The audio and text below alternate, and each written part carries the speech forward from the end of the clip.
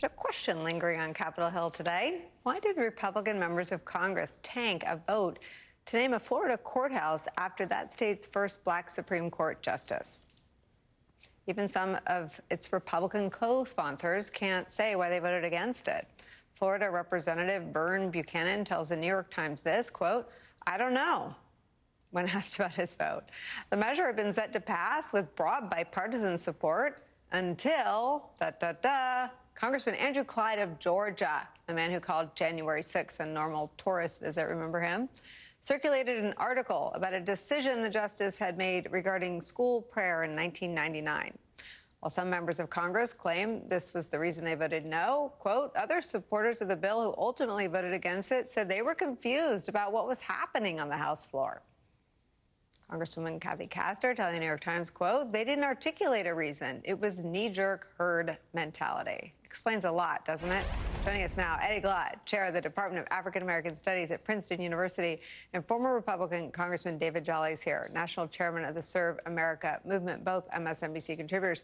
I'm not being glib. I mean, it explains a lot, David Jolly, that they don't even know what they're doing or why, ever. And, you know, I guess the answer is always a direct line. Knowing they have no idea what they're doing either is, at the same time, reassuring and terrifying. Yeah, Nicole, I'll keep it brief because I want to hear what Eddie has to say about this. Look, as a former member of the House, these are typically ceremonial votes. The state delegation unanimously agrees to name a building after someone. And in this case, it was the first Supreme Court justice of color and the first federal appeals court justice of color from the South. And so you see Republicans continue to do stupid things like this, and you wonder, is it intentional or is it just true acts of ignorance? And apparently from the quotes from the delegation, it's an act of ignorance. But it certainly looks bad for the Republican Party, particularly following the week after the confirmation of Supreme Court Justice Jackson as the first female color of justice on the Supreme Court.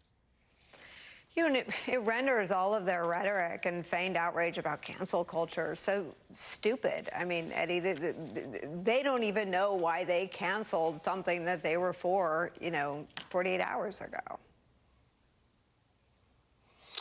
But, that might be the generous read, Nicole, in the sense that they know why they voted against him. Once they found out that, Representative Clyde said that he, rendered a decision against school prayer, this becomes a part of their quote unquote culture war, right? This is a way of kowtowing to their base.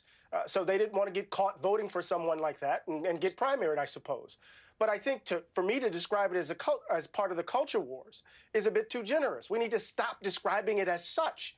It is a rank refusal to accept a diverse America. And we need to understand Clyde for who he is. Emmett Till voted against the Emmett Till anti-lynching legislation, voted against Juneteenth. He's the guy, like you said, thought January 6th it was a tour, voted against the Congressional Medal of Honor for the police who defended the Capitol. These people are who they are. We need to name them as to what they are and describe what they're doing. They're appealing to the base instincts of the American voter in light of some cynical political ambition, it seems to me. Well, and so I guess I think you've nailed the most plausible and uncomfortable truth about who they are and what they're doing and why they do it. But I think what we have to sort of complete the other half of the thought, Kevin McCarthy permits this. I mean, they're not a body without a leader. And so he turns over authority to the Andrew Clydes of the world, David Jolly. Yeah, Nicole, I'm a student of the House. I was on staff for about 20 years before being a member. And you see moments like this. And the great frustration I have, having been with the House for so long, is that this isn't that hard. And particularly if you're Kevin McCarthy, this isn't that hard. There is a vote to honor the first justice of color from the state of Florida with the naming of a building.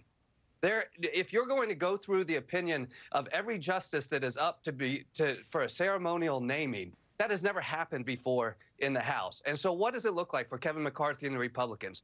You give in to this right-wing nut job from Georgia, but you're also saying Republicans in the House, we don't care actually about honoring the first black Supreme Court justice from the state of Florida. We don't care because the culture war that Eddie talks about is more important. This isn't that hard to govern, but Kevin McCarthy keeps proving that for Republicans, it is. And I guess, Eddie, you might come in another way.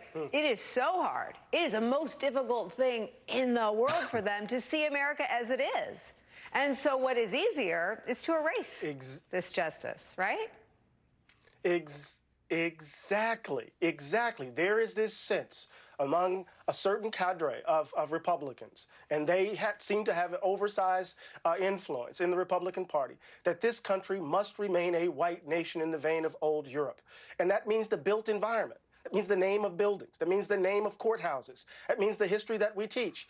It's not the culture war. It's a rank refusal to accept the diversity of America. And we need to understand it for what it is and understand who these people for who they are.